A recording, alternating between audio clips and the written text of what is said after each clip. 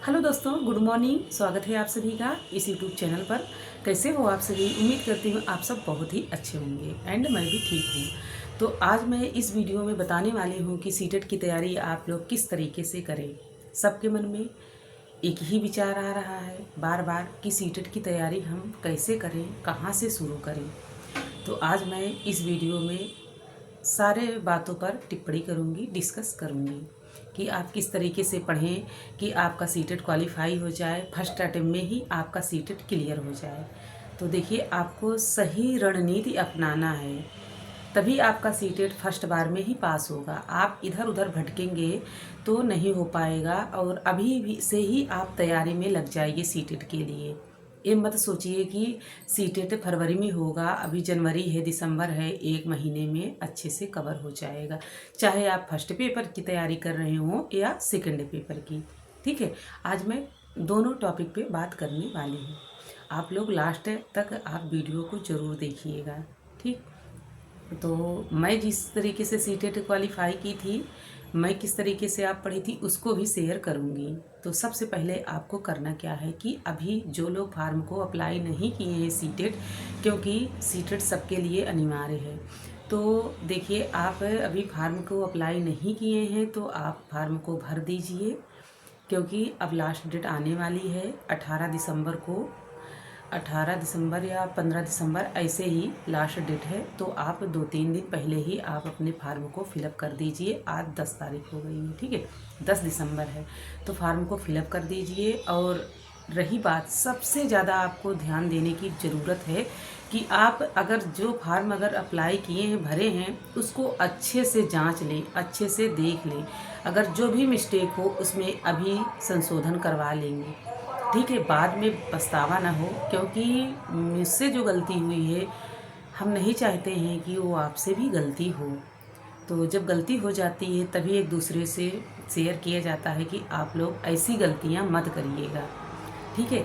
और रही बात, फार्म अप्लाई करते समय हम कौन सी लैंग्वेज लें, फर्स्ट लैंग्वेज, सेकेंड लैंग्वेज, ठीक है, किसको किस में रखें।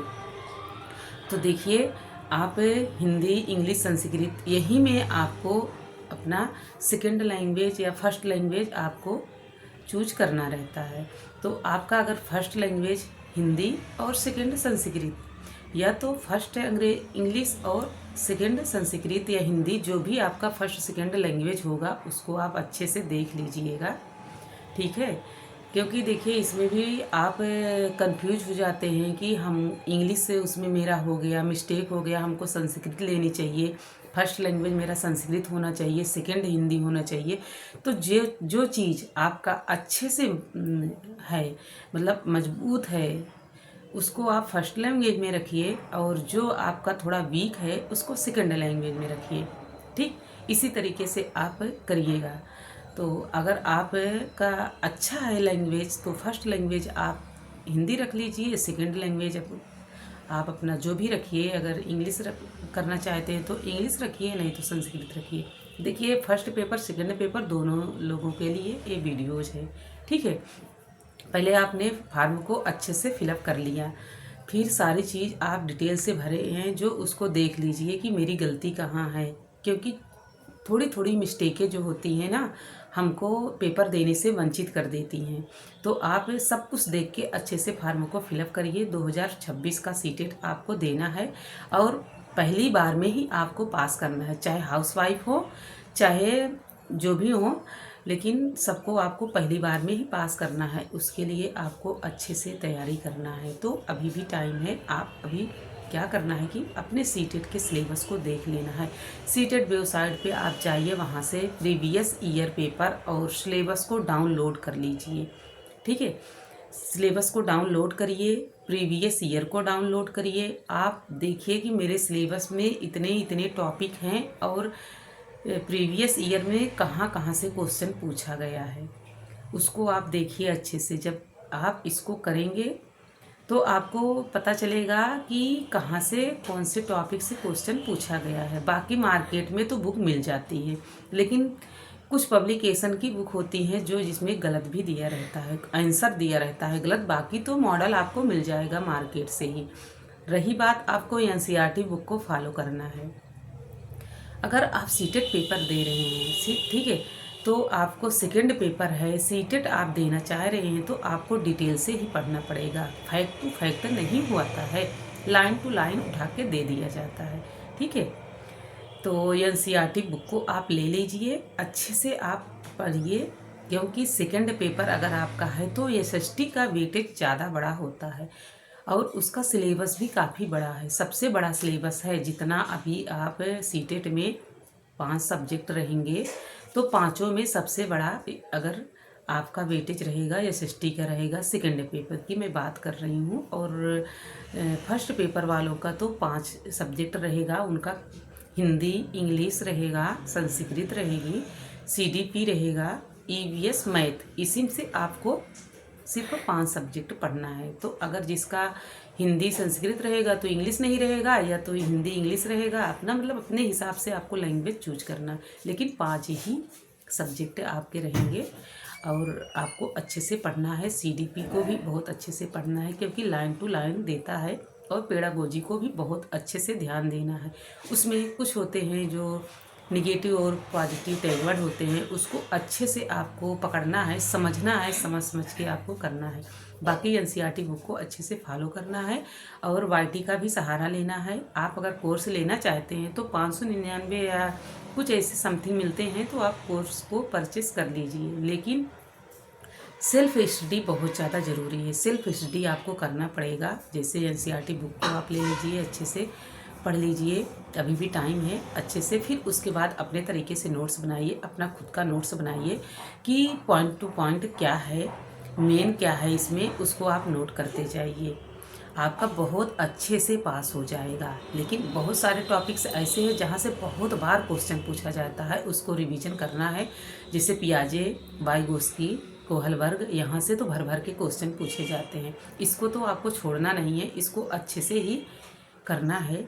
यहाँ से हर बार पूछा जाता है क्वेश्चन, और बहुत अच्छे खास लेवल से पूछा जाता है, ठीक। तो इसको आपको अच्छे से ही करना है, ठीक है। सीडीपी में इतना तो आपको ध्यान रखना है। और रही बात आपकी हिंदी लैंग्वेज या संस्कृत लैंग्वेज या इंग्लिश, तो उसको भी आपको अच्छे से करना है। उसमें गद्यांश और पद्यांश से क्वेश्चन बहुत ज़्यादा आते हैं, तो उसको भी अच्छे से ध्यान देना है। बाकी बहुत नाम मात्र का होता है जो पूछा जाता है व्याकरण से, उसको पे ज़्यादा नहीं ध्यान देना है व्याकरण पे, क्योंकि व्याकरण नाम मात्र का ही पूछा जाता है। बेसिक सी ग्रामर होती है, उसको तो बाद में कर लेंगे। लेकिन अभी आपको सीडीपी और एसएसटी अच्छे से आपको कवर करना है और अच्छे से देखना है।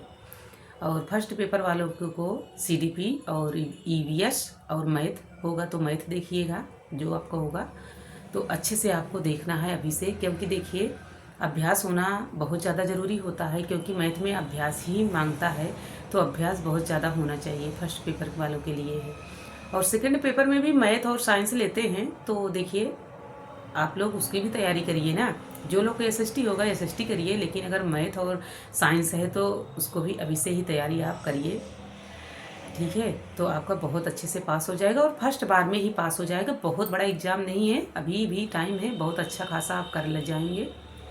लेकिन आप अभी से ही अपनी पढ़ाई पर फोकस कर दीजिए। हाउसवाइफ स्पेशली मैं आप लोग के लिए ही बोल रही हूँ कि आप लोग तो आज से ही, अभी से ही स्टार्ट कर दीजिए पढ़ना हर दिन। देखिए, बहुत मोटी मोटी बुक नहीं होती हैं एनसीईआरटी की, आप तो चाहेंगे तो अच्छे से पढ़ लेंगे। और 6, 7, 8 की बुक आपको लेना है, ठीक है। 6, 7, 8 की बुक लेना है एनसीईआरटी बुक, आप उसको अच्छे से पढ़िए और आपका सिलेक्शन हो जाएगा, मतलब कि आपका क्वालिफाई हो जाएगा, अच्छे नंबर से हो जाएगा। लेकिन आप देखिए, इधर उधर मत भागिए कि हम कहाँ से पढ़ें, किस यूट्यूब चैनल से पढ़ें। तो यूट्यूब चैनल पे सब सर अच्छा पढ़ाते हैं। रही बात आपको समझ में आने वाली बात होती है कि आपको समझ में आ कहाँ से रहा है, ठीक है। तो 1 वीडियो, 2 वीडियो, 3 वीडियोज आप देखेंगे, तब आपको समझ में आएगा कि हमको कितना समझ में आ रहा है। बस यही रणनीति आपको अपनानी नहीं है कि प्रीवियस ईयर, लास्ट में मैं फिर से बता देती हूँ आप सभी को, प्रीवियस ईयर पेपर को देखना है आपको। और फ्री में मॉक टेस्ट बहुत सारे चलेंगे यूट्यूब पे, उसको देना है। और एनसीईआरटी बुक को फॉलो करना है, वाईटी का सहारा आपको लेना है, ठीक है। टॉपिक वाइज बहुत सारी वीडियोस पड़ी है, मैराथन वीडियोस पड़ी है, आप उसको कर डालिए, अपने से नोट्स बना डालिए। और सबसे ज़्यादा रोल क्या होता है अपने सेल्फ स्टडी का। आप अपनी सेल्फ स्टडी ज़रूर करिए। सेल्फ स्टडी का रोल बहुत बड़ा होता है। आपके जो डाउट्स होते हैं, जो आपके कन्फ्यूजन होते हैं, वो आप सेल्फ स्टडी से आपका दूर हो जाता है।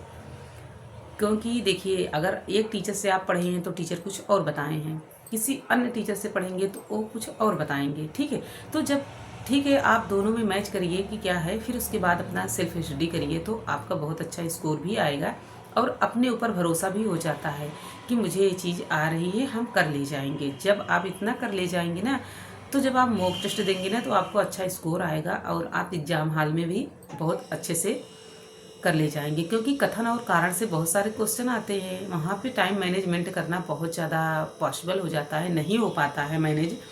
लेकिन अगर आप अच्छे से कर ले जाएंगे ना तो आपका एक एक मिनट का एक एक क्वेश्चन आपका होता है।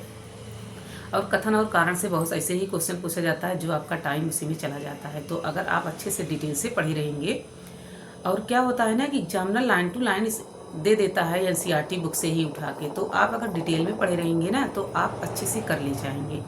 मेरी क्या पढ़ाई थी, मैं किस तरीके से पढ़ी थी, मेरी रणनीति क्या थी, तो मैं आपको बताती हूँ कि सबसे पहले मैंने स्टार्ट किया था। ठीक है, क्योंकि मन में डाउट रहता है कि मैं सीटेट का एग्ज़ाम देने तो चल रही हूँ, फार्म को अप्लाई भी कर दी हूँ, लेकिन अभी मैं कुछ पढ़ी नहीं हूँ, मैं कहाँ से स्टार्ट करूँ।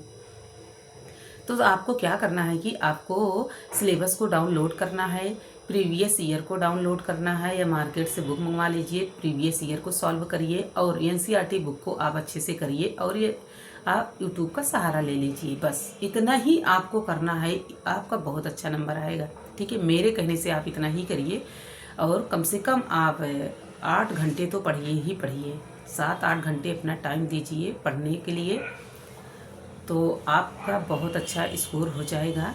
क्योंकि ये दिसंबर चल ही रहा है, 10 दिसंबर हो गया है और आपका 8 फरवरी को एग्ज़ाम है सीटेट का। तो आपके लिए तो अभी समझिए कि है कम से कम आपको 65 दिन तो मिल ही रहा है, 75 दिन समझिए मिल ही रहा है। लेकिन हम छोड़ देते हैं क्योंकि बीच बीच में स्किप हो जाती है पढ़ाई, तो 70 दिन आप करिए पढ़ाई अच्छे से। तो 70 दिन में आप अच्छे से अपने सिलेबस को भी कंप्लीट कर ले जाएंगे और आपका अच्छा स्कोर भी आएगा। ठीक है, यही रणनीति यही है। आप चाहे जितना वीडियोस देख लेंगे मोटिवेशन, लेकिन आपको पढ़ना ही, आपका मन नहीं लग रहा है तो भी अपने मन को लगाइए। क्योंकि बहुत दिन अगर स्किप हो जाती है पढ़ाई तो मन एक बार नहीं लगता है, लेकिन फिर भी आपको मन लगाना है।